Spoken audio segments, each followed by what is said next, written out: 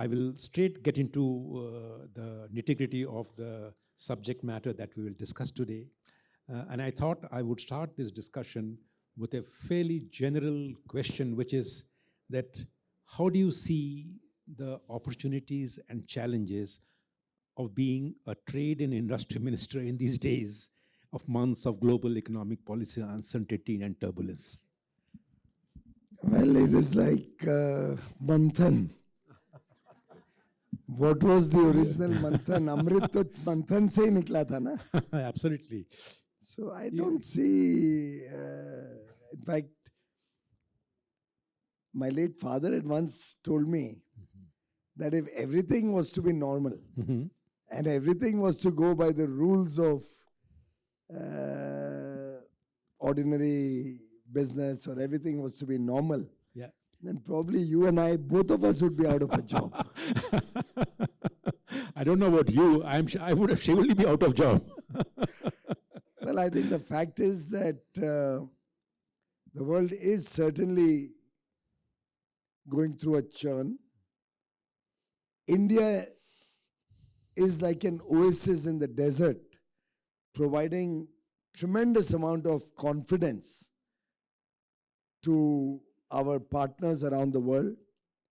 We are looked up for our decisive leadership, the massive reform program that Prime Minister Modi has embarked upon, the Reform Express that Modi 3.0 has unleashed, which is helping ease of doing business, ease of living through our efforts to decriminalize laws, remove some of the obsolete laws, make it easier to comply with rules, processes, procedures, in every respect,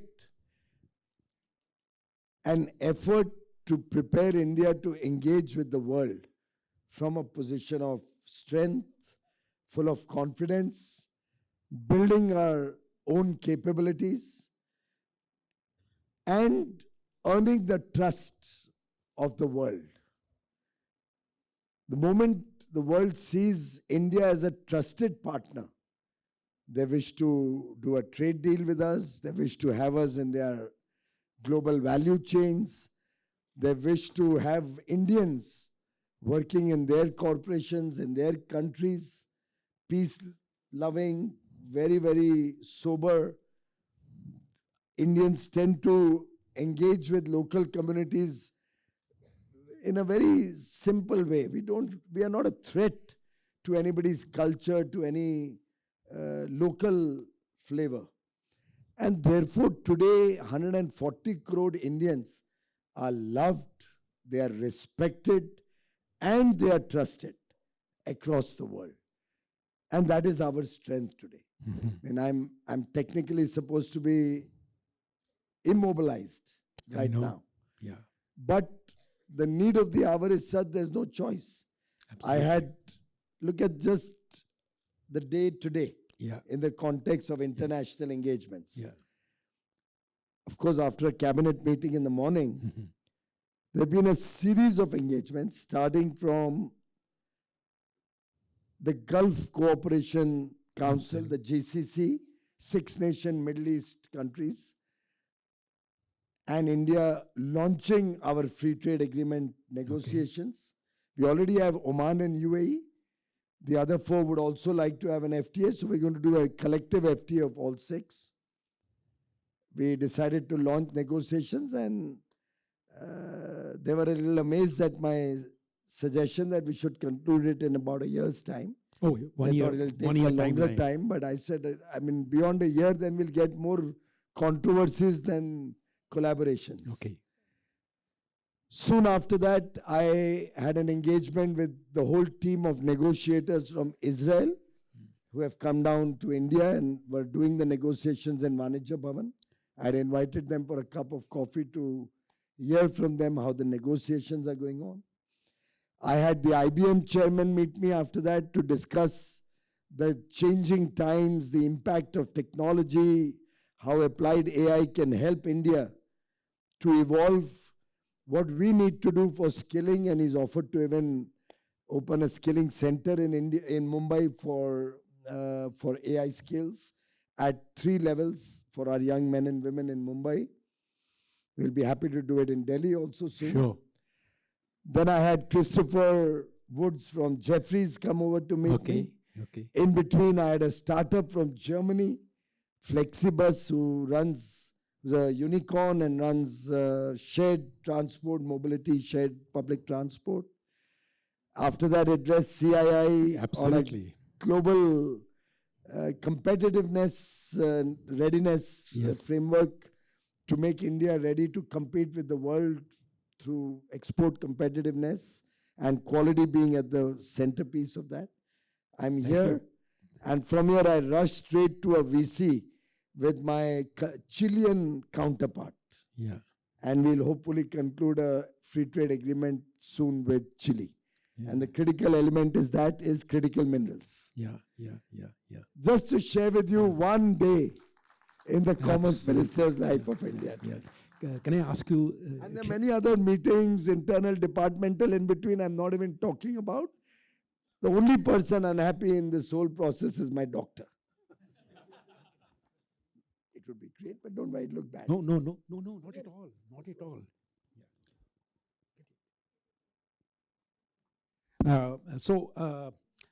I've just requested the trade minister to consider having a footrest because he's just come out of it and he's not agreeing. But I'm forcing it on him. Thank you, Mr. Minister. Thank you for agreeing. There is a talk about how. Thank you. India has signed over a dozen trade agreements the last few years. A lot of people say that has happened because the world has changed. A lot of people say that maybe India's approach has changed. How do you think, what are the factors and what factors you think is primary in this approach to trade policy as such, where India is opening up to trade agreements that are helpful, that will open up our trade opportunities? Well, if you don't mind a little bit of politics thrown in responding to your question. Yeah. Since you mentioned dozens of FTAs, if you had mentioned 8, I would have stuck to the 8 that we have done in the Modi government. Yeah. There are no dozens of FTAs. The FTAs done before the Modi government came in the 8, 9, 10 period were FTAs done largely with our competing economies. I mean, the ASEAN region. Brunei and Singapore, and both are small nations. Brunei is a very, very small nation. Singapore is a trading nation. Other than that, all other 8 members are developing countries. They are our direct competitors. I mean, you'll all agree we are competing with Vietnam, with Indonesia, Malaysia, Thailand. They're all our competitors. The Congress government did an FTA with the ASEAN region. They did an FTA with Japan and Korea, but did not protect India's interests enough to be able to help us grow our exports genuinely. If you will see the export figure to Japan and Korea over the last 15 years, it's almost flat. Give or take 10%, it would go up, come down. It's almost flat. Because the FTA is not crafted to bring in that balance that we should have smartly negotiated. We've done FTAs with Singapore separately, and Malaysia separately, which really now doesn't matter because ASEAN is already done. These were the FTAs. They did some preferential trade agreements, 200 odd lines with Mercosur. I don't know what word you would give to that. Fair enough. So developed economy was not in their radar. They started negotiations with EU in 2006, launched it in 2007, aborted it in 2013. With Australia, the same story, aborted it in 2013. They were scared. They didn't have the courage of conviction in our abilities as a nation, in the abilities of our youth. And which was the other FTA that threw us in? It was actually throwing India under the bus. You've heard of the Regional Comprehensive Economic Partnership, RCEP? Mhm. Some journalists still write op-eds and articles suggesting India should join RCEP, which I really wonder what is the amount of understanding such journalists have. Sorry for that. No, not at all. RCEP was an agreement between 15 countries. India was not a part of RCEP. The RCEP was between China, mark my words, China, the 10-nation ASEAN, Japan, Korea, Australia, New Zealand, 15 countries. India was not a part of it. Actually, we already had an FTA by that time with the 10-nation ASEAN bloc, with Japan and Korea. 12 were covered. Australia, we were negotiating. We could have easily closed it with Australia. But instead of that, we aborted Australia. New Zealand was the 14th country. Our total bilateral trade was $300 million. So who's left? Who's left? China. Only China. So what was RCEP? It was an FTA between China and India. We already had an FTA with all the other countries, or could have had it. Could have had it. So are we in a position, any of us in this room, to suggest a non-market economy, even though WTO may have categorized it as such, but I don't know if anybody in this room will accept that China doesn't do predatory pricing, or because of their high surplus capacities doesn't dump goods in other nations. The whole world is talking about it.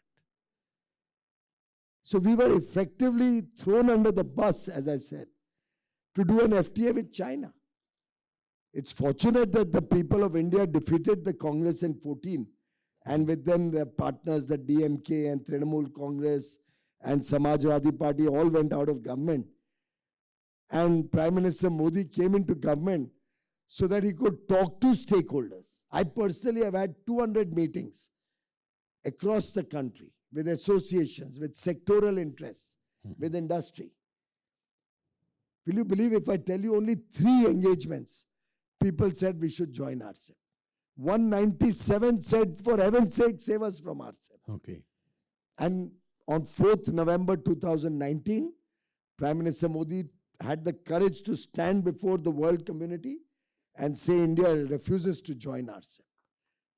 It was a single most important decision which saved manufacturing in India, which saved jobs in India, which gave opportunity to all these young men and women to become entrepreneurs, startups, get work.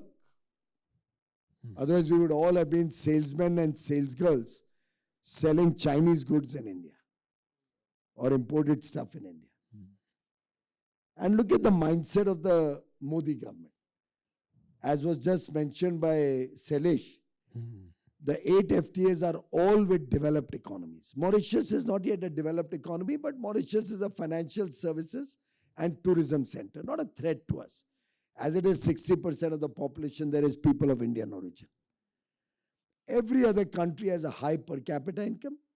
They are no threat to us. We don't compete, we complement each other.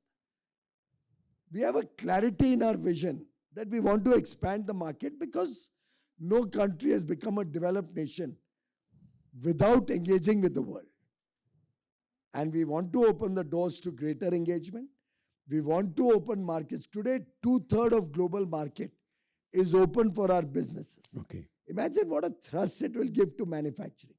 And with our labor costs being significantly lower than all these trading partners, it opens up a plethora of opportunity for us to get high technology and innovation that they are known for, to produce in India goods at scale, which then they can use for not only the Indian market, but to export to Africa, to Latin America, to other parts of the world.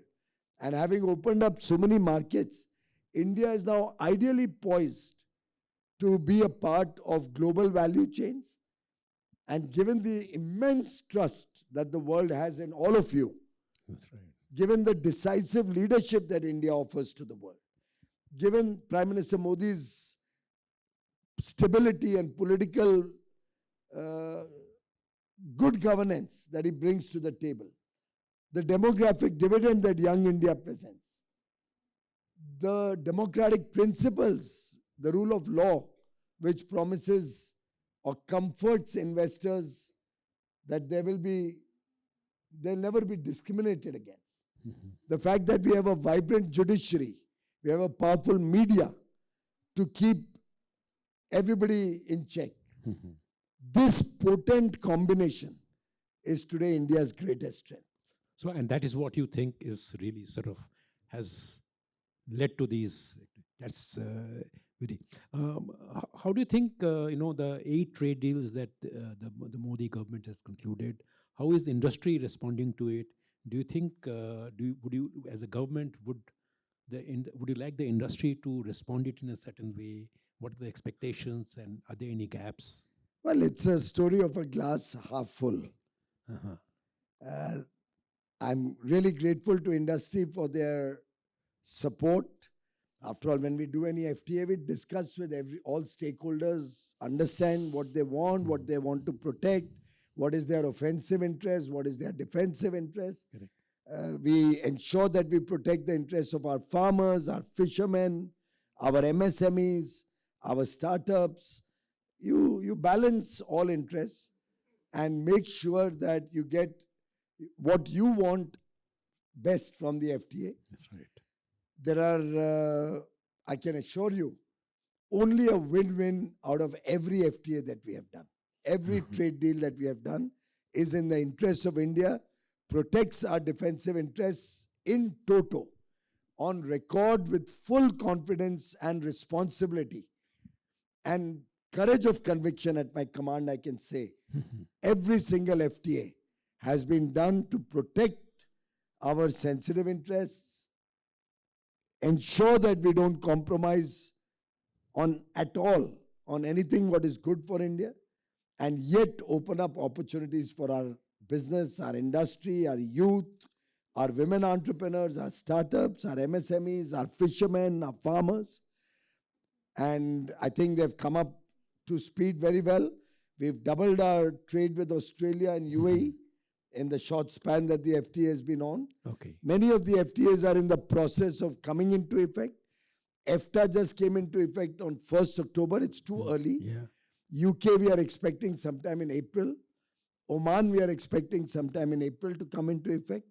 New Zealand, later part of this year. The EU FTA maybe should get completed. The process is a little longer in EU by the end of this calendar year, so it may come into effect first quarter next year. So for us, it's been if you ask me, a labor of love. Labor of love. In opening up the doors to provide opportunities to 140 crore Indians. Excellent. On industry's response, you said the glass is half full and half empty. Well, there's so many more people in the interiors of India and the remotest parts of India, MSMEs who are not really familiar of how to go about exports. What are the opportunities? Which are the markets where their product can sell? That's right. What are the benefits now the FTA gives them? How the export promotion mission can help them get approvals, get certifications, get quality tests. Should they require any upgrading in technology, how we can help them, or how many of the FTAs can help them. Because many FTAs, now we talk about technology partnerships also. Many FTAs, we talk about access to capital. Investment commitments are brought into FTAs. So I think what we are planning in the export promotion mission in collaboration with industry associations is to train some trainers, maybe invite 1,000 young men and women. And I hope some of you in this room will also apply and get interviewed and get selected to be trained to become, let's say, support facility or mentors to our MSMEs across the country. See, the large or even the medium for that matter is able to navigate this process. It's our micro and small. It's our farmers. It's our fishermen. It's our small seafood exporters whom we need to handhold, we need to mentor, we need to educate. That's the glass That's right. which we have to Thank you. take to the people. Thank you of for India. explaining this. It's very clear that on trade policy, the government's approach, we understood you from very clearly. But there's something also which you are in charge of, which is the industrial policy. Uh, has there been a change in the approach to industrial policy? I mean, we saw the launch and the rollout of the PLI scheme, which is part of the industrial policy. How do you think that is progressing? What is the way forward on the industrial policy front? See, industrial policy will always ultimately rest on two important pillars: high quality and sustainability. These two pillars are becoming more and more important across the world. You cannot become a global player without high quality of goods, services, technology, whatever, and without respecting sustainability or the impact on the environment.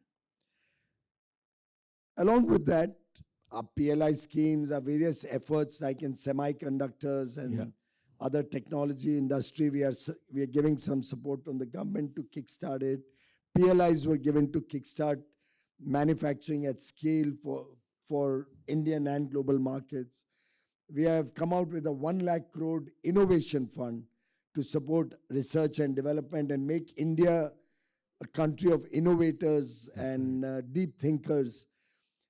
Government can play the role of a facilitator. As you know, like a scooter. Nowadays, you're more used to motorcycles. But scooter used to have a kick. You used to give a kick, and then the scooter would start. Absolutely. In our times. Absolutely. So these are all ways to kickstart the industrial ecosystem or thinking or mindset.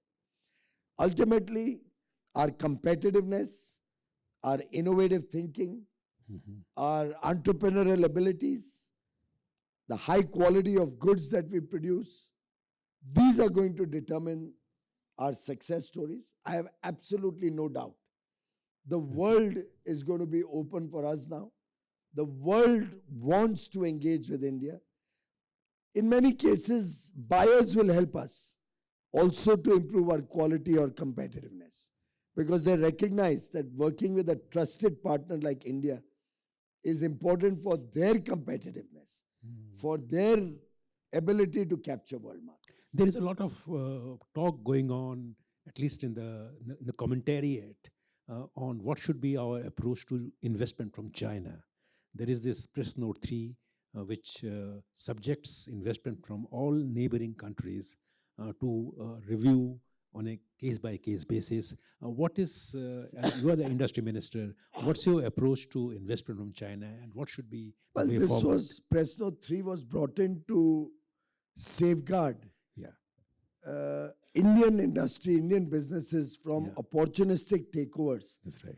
Particularly in the wake of the COVID pandemic, when valuations had taken a big dip. In the evolving situation, changing times, ours is a listening government. We are always open to new ideas and we are always open to change with evolving times. So we are in dialogue with industry to understand what are the difficulties they face, how we can make it easier for them to engage also with our neighboring countries where their relationships have improved. We have an open mind to see how we can attract better technology, more investment from China also. We are in dialogue, and let us see, it will be an evolving situation, and we are open to newer ideas. How soon this investment from China issue can be resolved? Because the industry, it seems in some ways... We'll have to see what really needs to be done in consultation with industry. It may be a calibrated response. It may be step by step. And at the same time, we will certainly like to speed up the process. Ultimately, it's not banned. It is not banned. An approval process. It goes through Home Ministry Our clearance. immediate effort is to speed up that approval process and make it easier for people to engage with technology and help expand our value chain engagement. Mr. Minister, I heard you. That will be my last question before I ask one or two questions from the floor, if you agree to take, and I can see Himanshu is looking at me. I have to release you very soon. The question is, you told your last session, and I heard you speak, and you used a very interesting phrase. You said quality and standards are passports to a market. Uh, uh, in India, we have seen a lot of review on the quality control orders. What is your overall approach and this idea of QCOs? How do you look at it and how do you see it evolve? Well, BIS has been making standards for many, many years. That's right. There were always normally voluntary standards, but the intention and desire and hope was that more and more people will move towards those standards and give high quality goods and services. Sadly,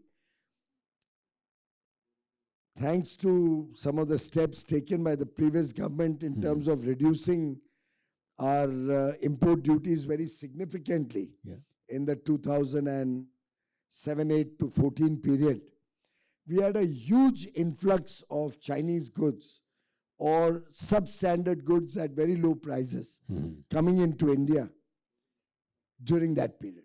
Okay. In fact, I don't know if you're aware, the trade deficit with China alone, hear this out, the trade deficit with China alone grew between 2004 to 14 by over 2,500%. More than 25 times the trade deficit grew between 2004 to 2014. And this is like an opium, you know. Once you get used to low quality but low price goods, it's very difficult to wean people away. We kept increasing the import duty, but still they kept reducing the price and dumping those goods. Okay.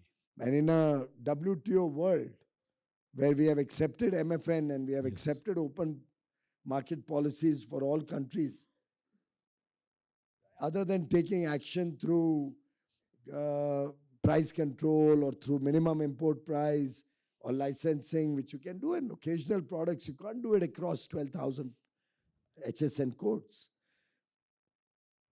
India did suffer a long period of customers not recognizing that high quality is actually good for them and is not necessarily costlier.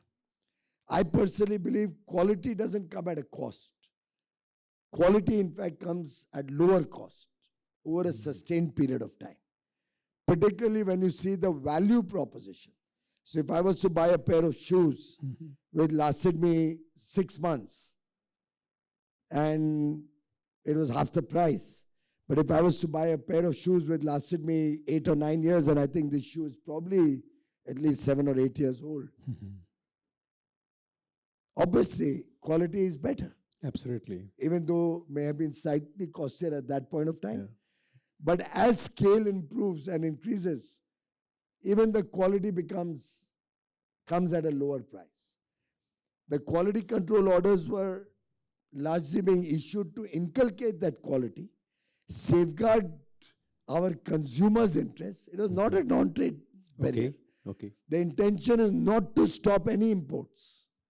It's only an intention to move our customers to demanding higher quality, to make sure that good quality products are sold in the Indian market.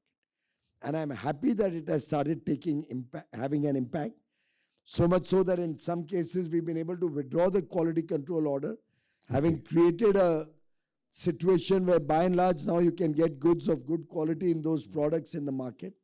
So our effort is to move more and more people and consumers to demanders of good quality.